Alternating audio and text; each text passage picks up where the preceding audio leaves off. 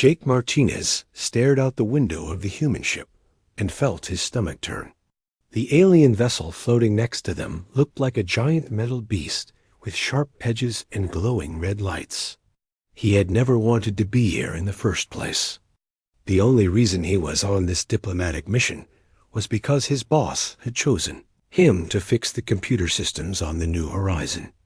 Now he was supposed to attend some ceremony with aliens who could probably crush his head with one hand. "Stop looking so scared," said Captain Amy Brooks as she walked up behind him. "The Valkyrans may look frightening, but they respect courage. Try to act brave, even if you don't feel it." Jake nodded, but kept his hands in his pockets to hide how they were shaking. He had read the files about the Valkyrans.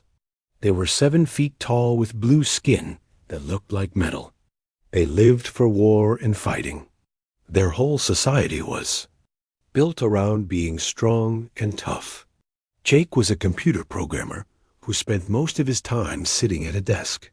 He was probably the weakest person on this entire ship. The transport shuttle took them to the Valkyran ship. Jake followed the other humans through corridors that were too big for normal-sized people. Everything was made for giants. The walls had pictures of battles and weapons carved into them. The air smelled like metal, and something Jake couldn't identify but didn't like. They entered a huge room filled with Valkyran warriors. Jake had to tilt his head back to look at their faces.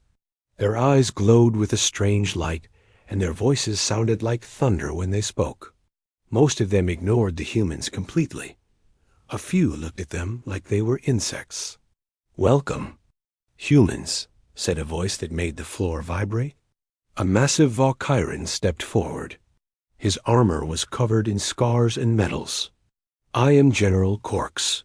Today we honor the old ways with a ceremony of weapons. You may observe, but do not touch anything." "Captain." Brooks bowed her head. "We are honored to witness your traditions, General." The ceremony began with Valkyran warriors bringing out ancient weapons. Each weapon was placed on a stone table in the center of the room. Jake watched as they brought swords that were longer, but he was tall, axes that could split a tree in half, and spears with points that gleamed like diamonds. The Valkyrans spoke in their own language, which sounded like rocks grinding together. Jake found himself moving closer to get a better look. The weapons were beautiful in a scary way. The metalwork was perfect, and some of them had strange symbols that seemed to move when he looked at them. Without thinking, he stepped around the other humans to see better. One weapon caught his attention. It was smaller than the others, though still bigger than any human weapon. It looked like a staff with a crystal at the top. The crystal pulsed with soft blue light that was almost hypnotic. Jake had always been curious about how things worked, and this weapon looked like it had some kind of technology built into it. Glanced around. All the Valkyrans were focused on their ceremony. The other humans were standing far back, looking nervous. Jake took another step closer to the weapon table. The crystal seemed to be calling to him somehow. Before he could stop himself, Jake reached out and picked up the staff. The moment his fingers touched the metal, everything changed. The crystal flared with bright light that filled the entire room. A sound like singing filled the air, but it wasn't coming from any throat. It was coming from the weapon itself. Jake tried to let go, but his hand wouldn't move. The staff seemed to be stuck to his palm. All the Valkyrans turned to stare at him. Their glowing eyes were wide with shock. The singing grew louder, and the crystal's light began to pulse in rhythm with Jake's heartbeat. Symbols appeared in the air around him, floating letters in a language he couldn't read, but somehow understood. "Impossible," breathed General Corks. "The Soul Blade has chosen." The light faded, and Jake was finally able to drop the staff. It clattered to the stone floor, but the damage was done. Every Valkyran in the room was staring at him like he had just grown wings. "What just happened?" Jake asked, his voice coming out as a squeak. "You have been chosen by the soul blade of Commander Zara Voss," said General Corks. His voice was full of amazement and something that might have been fear. "According to our oldest laws, you are now bound to her as her battlemate." "Her—" "What?" Jake's voice went up an octave. A new voice cut through the room like a knife. "Her mate, little human." Jake turned to see a female Valkyrian pushing through the crowd. She was just as tall as the others, but her armor was different. It was sleek and black with silver markings. Her face was beautiful in an alien way, but her eyes burned with anger. This had to be Commander Zara Voss. "I am Zara," she said, stopping in front of Jake. She looked down at him like he was something unpleasant she had found on her boot. "And apparently, the Soul Blade thinks you are worthy to be my mate." "There must be a mistake," Jake said quickly. "I didn't mean to touch it. I was just looking." Zara's lip curled. "The Soul Blade does not make mistakes, human. It has scanned your genetic pattern and found you compatible with mine. According to our laws, we are now bonded. Can't we just unbond?" Jake asked hopefully. "The only way to break a Soul Blade bond is through ritual combat," said General Corks. "Combat to the death." Jake looked at Zara, who was easily twice his size and probably 10 times stronger. "I think I'll pass on that option." "Wise choice," Zara said, but she didn't sound happy about it. "You will come with me to my ship. We will follow the traditional bonding process, though I doubt you will survive the trials." "What trials?" Jake asked, but he had a feeling he didn't want to know the answer. Zara smiled, showing teeth that looked very sharp. "The trials that will prove whether you are worthy to stand beside a Valkyrian warrior. If you fail, I will be dishonored, and you will be dead." Jake looked around the room at all the giant alien warriors staring at him. He looked at Captain Brooks, who seemed frozen in shock. He looked at the weapon that had started all this trouble. Then he looked back at Zara, who was waiting for his answer. "Do I have a choice?" he asked. "No," said Zara. "You touched the Soul Blade. Your fate is sealed." Jake Martinez, computer programmer from Denver, Colorado, realized his life had just become very complicated, and probably very short. Jake's new home was a nightmare. The Crimson Talon was Zara's warship, and everything about it was designed to intimidate. The corridors were too tall, the lights were too dim, and the constant sound of metal grinding against metal made his teeth hurt. Worst of all, every Valkyrian on the ship looked at him like he was a bug that had crawled into their sacred space. "These are your quarters," Zara said, stopping in front of a door. "They are next to mine, so I can hear you if you try to escape." The room was barely big enough for Jake to lie down in. The bed was a metal slab with a thin mat on top. There was no window, no desk, and no bathroom that he could see. "Where do I wash?" Jake asked. "Communal hygiene facility at the end of the corridor," Zara replied. "You will share it with my crew." Jake imagined trying to shower while surrounded by 7-foot-tall alien warriors. "Maybe I'll just stay dirty." "No," Zara said firmly. "You smell weak already." "I will not have my mate stinking like fear as well." She turned to leave, then stopped. "Your trials begin at dawn. Do not embarrass me more than you already have." That night, Jake couldn't sleep. The bed was too hard, the room was too cold, and the ship made strange noises that sounded like growling. When he finally dozed off, he was woken by a loud banging on his door. "Time for your first trial, human," said a voice that sounded like rocks falling down a mountain. Jake opened the door to find a Valkyrian warrior who was even bigger than Zara. His armor had dents and scratches that looked like battle wounds. His face was covered in scars, and his eyes glowed red instead of the usual blue. "I am Lieutenant Garox," the warrior said. "I will oversee your combat training." The training room was huge and filled with weapons that could kill Jake in dozens of different ways. Other Valkyrian warriors were already there, practicing with swords and axes that whistled through the air. They all stopped to watch when Jake walked in. "Pick up that sword," Garox ordered, pointing to a weapon that was almost as long as Jake was tall. Jake struggled to lift it with both hands. The blade scraped against the floor. "This is too heavy for me." "Then you are too weak to be here," said one of the watching warriors.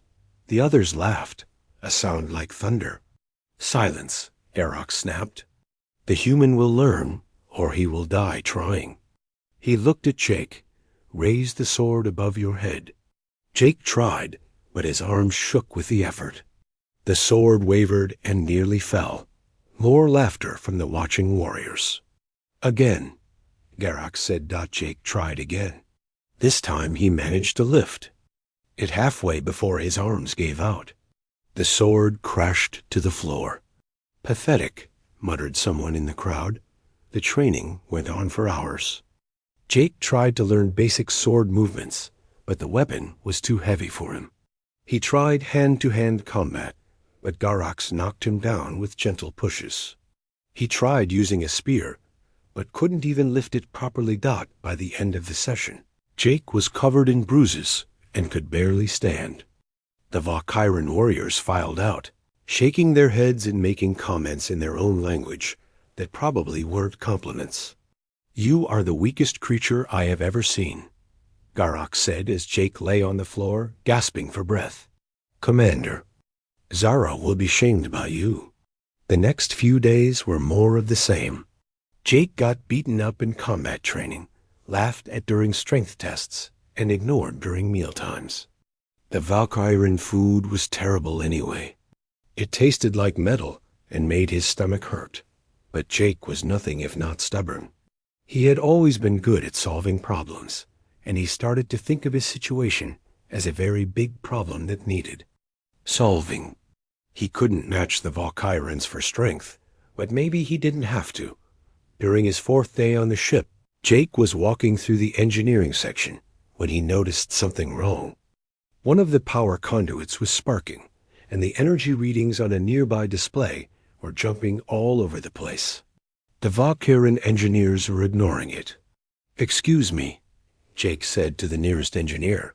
"That conduit is about to overload." The Valkyrian looked at him like he had spoken gibberish. "What do you know of engineering, Weak One?" "I work with computers and electrical systems," Jake explained. "That pattern on your display means you're going to lose power to this whole section in about an hour," the engineer snorted. "Valkyrian engineering is superior to human technology. Your opinion is worthless." Jake shrugged and walked away. Exactly. 57 minutes later, the lights went out in half. The ship took the Valkyrian engineers 6 hours to fix what Jake could have prevented in 10 minutes. During that time, the ship's weapons were offline, life support was running on backup power, and the crew was stumbling around in the dark. When the power came back on, Jake was lying on his metal bed, trying to ignore the pain from that day's combat training. His door opened and Zara walked in. "You knew this would happen," she said. It wasn't a question. "I tried to warn your engineer," Jake replied. "He didn't want to listen." Zara stared at him for a long moment. "Show me what you saw." Jake led her back to the engineering section and pointed out the warning signs he had noticed. He explained how the energy patterns indicated an overload building up, and how a simple adjustment could have prevented the whole problem. "Why do you know these things?" Zara asked. "It's my job," Jake said. "I fix computers and electrical systems. I've been doing it for 10 years, but you cannot lift a sword." "No," Jake admitted, "but I can do things you can't do either." For the first time since he had met her, Zara looked at him without contempt. "Perhaps there are different kinds of strength," she said quietly. Their conversation was interrupted by an alarm. Red lights flashed throughout the ship, and a voice announced something in the Valkyrian language. "What's happening?" Jake asked. "Pirates," Zara said, her hand moving to her weapon. "They are attacking a supply convoy nearby. We will respond." The Crimson Talon surged forward, its engines roaring. Jake followed Zara to the bridge, where Valkyrian warriors were preparing for battle. Through the main view screen, he could see 3 smaller ships attacking a cargo vessel. "Ready weapons," Zara commanded. "Commander," called the weapons officer, "the targeting system is malfunctioning. We cannot lock onto the enemy ships." Jake looked at the displays around the bridge. He could see the problem immediately. The targeting. Computer was trying to process too much information at once and getting confused by the fast-moving pirate ships. "I can fix that," he said. Every Valkyrian on the bridge turned to stare at him. "What did you say?" Zara asked. "Your targeting computer is overloaded," Jake explained. "It's trying to track everything at once instead of focusing on one target. At a time, I can adjust the software to prioritize threats." "You can repair our weapon system?" Zara sounded skeptical. "Not repair it," Jake said. "Make it work better." Zara looked at the tactical display where the pirates were continuing there. "Attack on the helpless cargo ship." "Do it," she ordered. Jake moved to the weapons console and began working on the targeting software. The Valkyrian interfaces were different from human computers, but the basic principles were the same. Within minutes, he had the system running, more efficiently than before. "Targets acquired," announced the weapons officer, sounding surprised. "Fire," Zara commanded. The Crimson Talon's weapons lanced out and struck all 3 pirate ships. 2 were destroyed instantly, and the 3rd fled. The cargo convoy was saved. The bridge was silent for a moment. Then one of the Valkyrian officers sighed. "The human made our weapons more accurate." "Much more accurate," confirmed the weapons officer. "I have never seen the system work this well." Zara looked at Jake with something that might have been respect. "You did well, Jake Martinez." It was the first time she had used his name instead of calling him human or weak one. For Jake, it felt like winning a battle. 3 weeks after the pirate attack, Jake's life on the Crimson Talon had improved slightly. He still couldn't lift a Valkyrian sword without falling over, but the crew had stopped laughing at him quite so much. Some of them even nodded when he walked by, which was practically a warm hug by Valkyrian standards. Zara had also changed toward him. She still made him do combat training every day, and he still got beaten up regularly. But now she sometimes asked his opinion about technical problems. Jake was starting to think he might actually survive this whole mess. Then the real trouble started. "We have received new orders," Zara announced during the morning briefing. "Several colonies in the Outer Rim have gone silent. We are to investigate and report back to Fleet Command." Jake looked at the star map on the main screen. 5 Valkyrian colonies, all in the same sector, all quiet. "When did they stop communicating?" he asked. Lieutenant Garox frowned at him. "Why does the human need to know military information?" "Because," Zara said before Jake could answer, "his mind works differently than ours." "Jake, what are you thinking?" Jake studied the map more carefully. The colonies went dark in a pattern, starting with the outermost one and moving inward. That's not random. Someone is attacking them in a specific order. "Pirates could do this," suggested the tactical officer. "Not pirates," Jake said, shaking his head. "Pirates would hit the richest targets first, not work their way through methodically. This looks like someone testing defenses, learning how your military responds, then adapting their strategy." The Valkyrians exchanged glances. "You think we face an intelligent enemy," Zara said. "I think you face an enemy that learns from each." "Attack," Jake replied. "And if I'm right, they'll be ready for you when you arrive." The first colony they reached was completely silent. The Crimson Talon's sensors showed no life signs, no energy signatures, nothing. It was like the entire population had simply vanished. "Take us down," Zara ordered. The landing party found the colony intact but empty. Buildings stood undamaged. Vehicles sat where they had been parked. Food was still on tables. But there were no bodies, no signs of struggle, no clues about what had happened. "This is strange," muttered Garox as they searched the command center. Where did everyone go? Jake was examining the computer systems. They were completely dead, not just turned off, but somehow drained of all power. "Something sucked the energy right out of these machines," he said. "But why take the colonists?"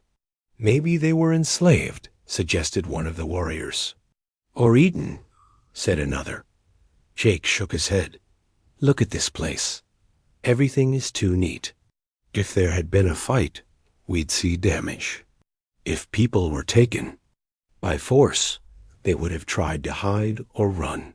This looks like they all just walked away." On the second colony, they found the same thing. Empty buildings, drained computers, no signs of violence. But this time, Jake noticed something else.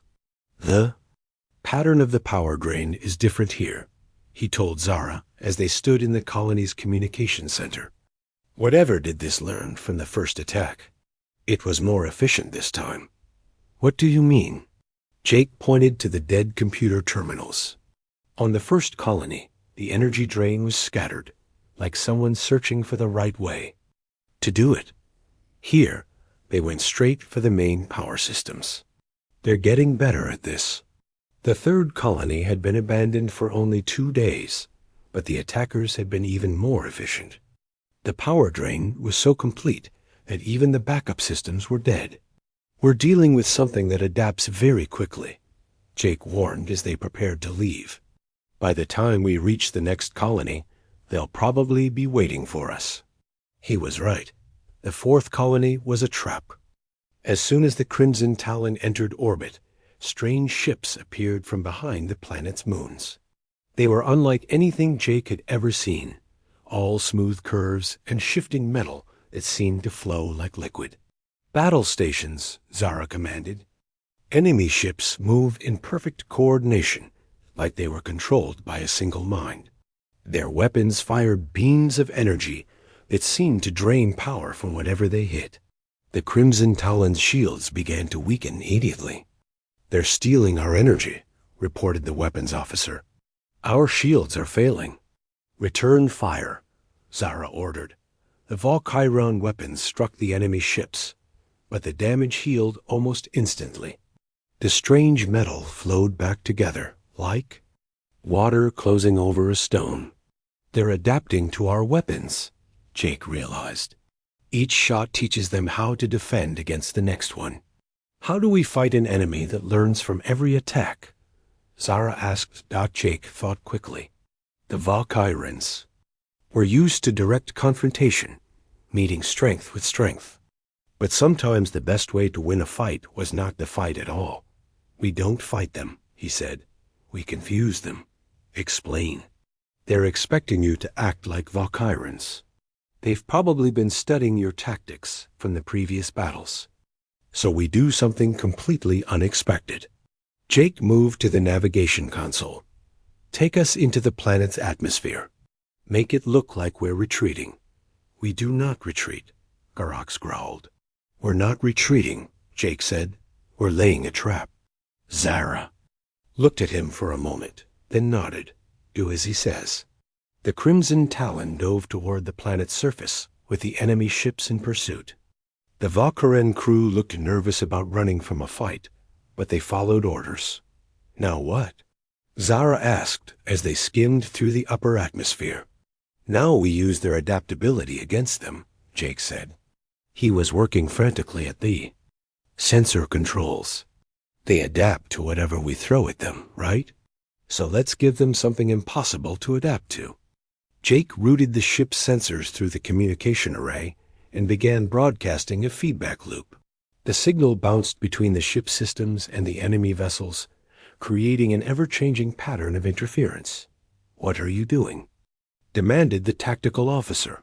"Making noise," Jake replied. "Lots and lots of electronic noise."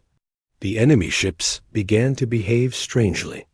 Their perfect formation broke apart as they tried to adapt to signals that changed faster than they could process. Their weapons fired randomly, missing the Crimson Talon by wide margins. "They're confused," Zara said, watching the tactical display. With amazement.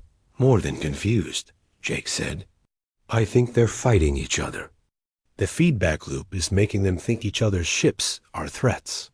Sure enough, the enemy vessels began firing on each other. Their adaptive defenses, designed to counter Valkyrian weapons, were useless against their own technology. Within minutes, 3 of the 5 ships were destroyed. "Incredible," breathed Garox. "You turned their strength into weakness." The remaining 2 ships fled, but Jake wasn't finished. He had been analyzing their technology during the battle, and he understood how they worked. "They're not just ships," he told Zara. "They're part of some kind of hive mind.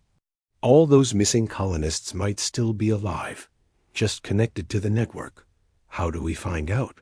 "We follow them," Jake said, "but not in a way they'll expect." Instead of pursuing the fleeing ships directly, Jake used the Crimson Talon sensors to track the quantum signatures of their communication signals.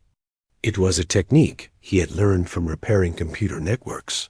Adapted for space warfare, the trail led to a massive structure hidden in an asteroid field. It was part space station, part organic growth, covered in the same flowing metal. As the ships, thousands of pods were attached to its surface, each one glowing with a soft light. "The colonists," Zara whispered. "Still alive," Jake confirmed, reading the life signs. "But we need to get them out before the hive mind realizes we're here. How do we rescue them without starting another battle?" Jake smiled for the first time. "In weeks. We don't start a battle. We start a computer virus." Working with the Crimson Talon's communication systems, Jake created a virus designed specifically for the hive mind's network.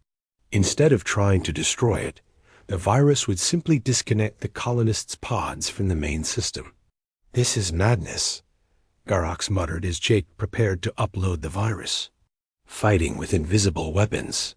"Sometimes madness works," Zara said, watching Jake work with something that might have been pride. The virus worked perfectly. One by one, the pods began to release their prisoners. Valkyrian colonists floated free of the alien structure, unconscious but alive. The Crimson Talon moved in to collect them while the hive mind's ships flailed around, trying to adapt to an attack they couldn't understand. "You did it," Zara said as the last of the colonists was brought aboard. "You saved them all." Jake looked at her, this alien warrior who had become his partner in ways he never expected. "We did it," he corrected. "I couldn't have gotten close enough without your ship and crew." For the first time since he had known her, Zara smiled. It was a good look on her. The rescued colonists told a story that chilled everyone who heard it. The enemy called themselves the Nexus, and they were exactly what Jake had suspected. A hive mind that absorbed other species into their collective consciousness. They had been studying Valkyrian tactics for months, learning from each encounter, preparing for a massive invasion. "They know everything about how we fight," reported Commander Vex, one of the rescued officers. "Our formations, our weapons, our strategies. They have been practicing against simulated Valkyrian fleets." Jake sat in on the debriefing, which would have been unthinkable a month ago. Now the Valkyrian officers actually listened to his questions and took his suggestions seriously. "How many ships do they have?" Zara asked. "Hundreds," Vex replied. "Maybe thousands. And they are building more every day, using the resources from conquered worlds." "Then we need to warn the fleet immediately," said Garox. "The fleet will not listen," Jake said quietly. "Not to warnings about an enemy that fights with computer viruses and psychological tricks." "The human is right," Zara agreed. "The Admiralty will demand proof that conventional weapons cannot defeat this enemy. Then we must provide that proof, Vex said grimly. The next few days were the strangest of Jake's life. He found himself working closely with Zara to develop new tactics against the Nexus. She taught him about Vakharan military doctrine, while he showed her human approaches to warfare that relied on deception and misdirection. Your people are very strange, Zara said one evening as they studied star charts in her quarters. Valkyrans value strength and honor above all else, but humans seem to value cleverness. Not just cleverness, Jake replied. Adaptability. My species survived by being able to change when the environment changed. We learned to use tools, to cooperate, to think our way out of problems instead of fighting our way out. And this is why the Soul Blade chose you, Zara said thoughtfully. Not because you are strong in body, but because you are strong in mind. Jake looked at her, really looked at her, for perhaps the first time. She was beautiful in an alien way, with her metallic blue skin and glowing eyes. But more than that, she was intelligent and brave and completely dedicated to protecting her people. Why did you become a warrior? He asked. Zara was quiet for a moment. My homeworld was harsh. She finally said, the storms could tear apart buildings, and the predators could kill a full-grown Valkyran. Only the strongest survived, so strength became our highest virtue. But you're more than just strong, Jake pointed out. You're a good leader. Your crew would follow you anywhere. They follow me because I can protect them in battle, Zara said. That is what matters. No, Jake said firmly. They follow you because you care about them. I've seen how you make sure everyone gets fed before you eat. How you check on the wounded after every fight. That's not strength, that's leadership. Zara stared at him like he had said something shocking. You think I am a good leader? I think you're the best leader I've ever met, Jake said honestly. And I think your people are lucky to have you. Something changed in Zara's expression. The hard mask she always wore softened, and for just a moment, Jake saw the person behind the warrior. No one has ever said such things to me, she whispered. Then no one has been paying attention, Jake replied. Their conversation was interrupted by an urgent message from Fleet Command. Long-range sensors had detected a massive Nexus force heading toward the Valkyran homeworld. Every available ship was being recalled to defend the capital. How long until they arrive? Zara asked the communications officer. 6 days, Commander. Jake felt his stomach drop. That's not enough time to evacuate the civilian population. Valkyrans do not evacuate, Garak said stiffly. We stand and fight. Against an enemy that adapts to every tactic you use? Jake shook his head. They've been studying you for months. They'll counter everything you throw at them. Then what? Do you suggest? Zara asked. Jake thought quickly. The Nexus expected the Valkyrans to fight like Valkyrans, direct, honorable, predictable. But what if they didn't? We need to teach your fleet to fight like humans, he said. The journey back to the homeworld gave Jake time to work on his plan. With Zara's help, he studied every piece of data they had about Nexus tactics and technology. The enemy was incredibly advanced, but they had one weakness. They were too logical. They adapt based on patterns, Jake explained to Zara's senior officers. They analyze what you did in the last battle and prepare counters for the next one. But what if there is no pattern? What if you do something completely random every time? Chaos is not a strategy, Garak protested. It is if your enemy can't predict it, Jake replied. The Nexus thinks like a computer. Computers hate randomness. When they arrived at the homeworld, Jake was amazed by what he saw. The Valkyran capital was a city of crystal spires and floating platforms, beautiful and alien. But now it was surrounded by defensive satellites and patrolled by hundreds of warships. Admiral Kane, the fleet commander, was a Valkyran so large he made Zara look small. His armor was covered in battle honors, and his voice could probably shatter. "Glass, Commander Zara," he rumbled when they reported for duty. "Your reports about this nexus make interesting reading. But I am told your human has ideas about how we should fight them." "Yes, Admiral," Zara replied. "Jake has proven himself against this enemy." Admiral Kane looked down at Jake like he was examining an unusual insect. "You are very small," he observed. "Yes, sir," Jake agreed. "But sometimes small can be an advantage. Show me." Jake had prepared for this moment.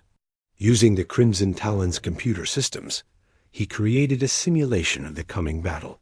It showed what would happen if the Valkyrian fleet fought using traditional tactics against the Nexus force. "Your ships will be destroyed in the first hour," Jake said, as the simulation played out on the main screen. "The Nexus has studied your formations and knows exactly how to counter them." The simulation was brutal. Every Valkyrian tactic was met with a perfect counterattack. Ships exploded one after another until the entire fleet was gone. "Now watch this," Jake said, running a second simulation. This time, the Valkyrian ships moved in completely random patterns, changed formation constantly, and used weapons in ways that made no tactical sense. The Nexus force, unable to predict what the Valkyrians would do next, fell into confusion. Their adaptive systems crashed trying to process too many variables at once. "Madness," breathed Admiral Kane. "But madness that works. The key is unpredictability," Jake explained. "Every ship has to act independently. No formations, no coordinated attacks, just pure chaos." "This goes against everything we have learned about warfare," one of the other admirals protested. "Which is exactly why it will work," Zara said. "The Nexus expects us to fight like Valkyrians, so we fight like humans instead." Admiral Kane studied the simulation results for a long time. Finally, he looked at Jake with something that might have been respect. "You are either a genius or completely insane," he said. "Maybe both," Jake replied with a grin. "Very well," Admiral Kane decided. "We will try your human tactics. But if this fails, the responsibility is yours." "I understand," Jake said. He looked at Zara, who nodded encouragingly. "Let's save your homeworld." The Nexus fleet arrived exactly when predicted, emerging from hyperspace like a swarm of angry insects. Jake watched from the bridge of the Crimson Talon as sensors counted the enemy ships. There were over 1,000 of them, all moving in perfect formation. "They outnumber us 3-1, reported the tactical officer. "Numbers don't matter if we can confuse them," Jake said, trying to sound more confident than he felt. "Remember, the moment they start adapting to our tactics, we change everything." Admiral Kane's voice echoed across the fleet communications. "All ships, prepare for battle. Today we fight not as Valkyrians, but as something new. Follow no patterns. Obey no formations. Let chaos be our weapon." The battle began unlike any space combat in Valkyrian history. Instead of the traditional wedge formation, the Valkyrian ships scattered in all directions. Some flew straight at the enemy, others circled around, and a few even retreated to attack from behind. The Nexus force, expecting organized resistance, immediately began adapting their formation to counter the Valkyrian wedge attack. But there was no wedge to counter. Their ships milled about in confusion as Valkyrian vessels attacked from unexpected angles. "It's working," Zara said, watching the tactical display with amazement. "Their coordination is breaking down." Jake monitored the electronic warfare systems he had set up throughout the fleet. Each Valkyrian ship was broadcasting random signals, designed to interfere with Nexus communications. The hive mind was having trouble maintaining control over its individual units. "Phase 2, Jake announced. All ships switched to secondary weapon configurations. This was the truly insane part of his plan. Instead of using their main guns in the standard way, The Valkyrian ships began firing their weapons in completely random patterns. Some shot at empty space, others targeted debris, and a few even fired backwards while retreating. The Nexus ships tried desperately to analyze the new attack patterns, but there were no patterns to analyze. Their adaptive systems crashed one by one, overwhelmed by the sheer chaos of the battle. "Enemy formation is collapsing," reported the communications officer. "Several Nexus ships are firing on each other." "Now," Jake said, "all ships conventional attack. Hit them while they're confused." The Valkyrian fleet suddenly snapped into perfect formation and struck the disordered Nexus ships with devastating precision. Caught completely off guard, hundreds of enemy vessels were destroyed in the first coordinated volley. But the Nexus was learning fast. The surviving ships began to adapt to the new situation, regrouping and preparing their own counterattack. "They're recovering," Zara warned. "We need another surprise." Jake had been saving his best trick for last. Working with the fleet's computer specialists, he had prepared a massive virus designed specifically for the Nexus hive mind. But to deliver it, he needed to get close to their command ship. "Take us in," he told Zara.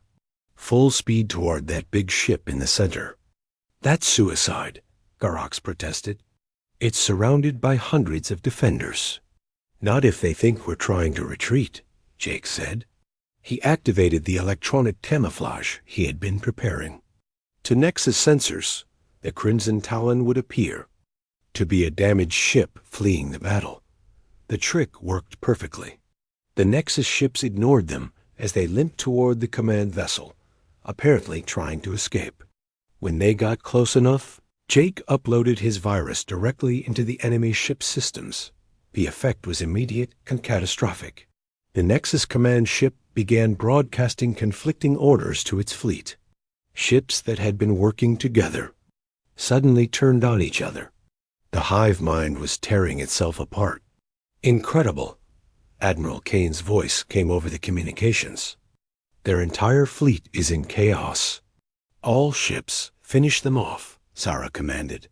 "Don't give them time to recover."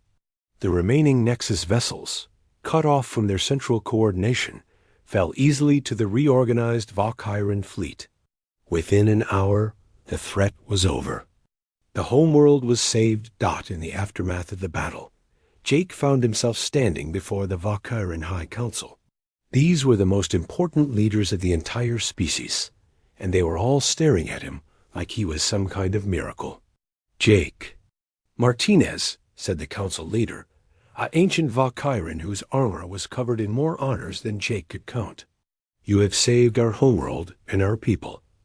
How can we repay such a debt?" "You don't owe me anything," Jake said. "I was just doing what needed to be done." "Modesty," the council leader observed. "Another human virtue we had not understood." He turned to address the full council. "It is clear that humans possess strengths we had not recognized." "Strengths that complement our own? What are you saying?" Zara asked. "I am saying that the alliance between our species should be one of equals," the council leader replied. "And I am saying that the ancient custom of forced bonding is hereby abolished. All current bonds may be dissolved or renewed by mutual consent." Jake felt his heart skip a beat. He was free. He could return to Earth, go back to his old life, pretend none of this had ever happened. He looked at Zara, expecting to see relief on her face. Instead, she looked worried. "What do you choose?" she asked quietly. Jake thought about his old life. His small apartment, his desk job, his quiet routine. Then he thought about the adventures he had shared with Zara, the trust they had built, a way she had come to respect his ideas, and he had come to admire her strength. "I choose to stay," he said, "if you'll have me."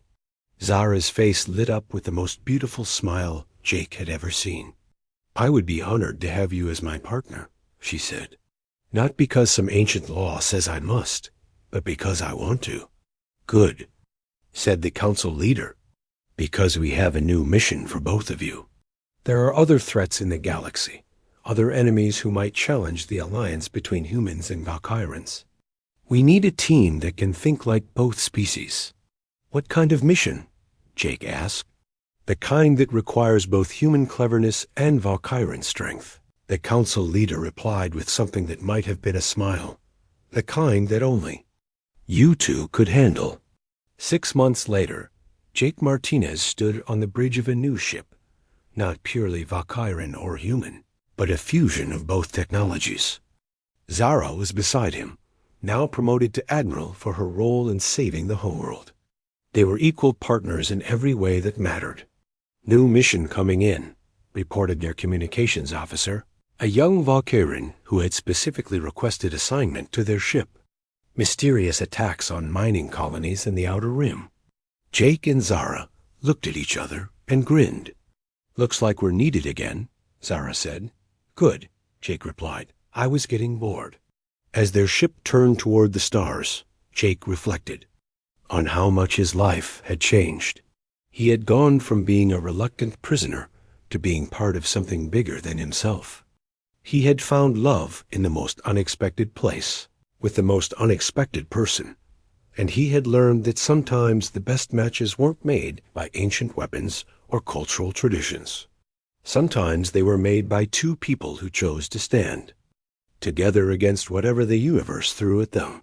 The Soul Blade had been right about one thing. He and Zara were compatible, just not in the way anyone had expected. Ready for whatever comes next? Zara asked. Jake looked out at the infinite expanse of space, full of mysteries and dangers and adventures yet to come. With you? He said. I'm ready for anything,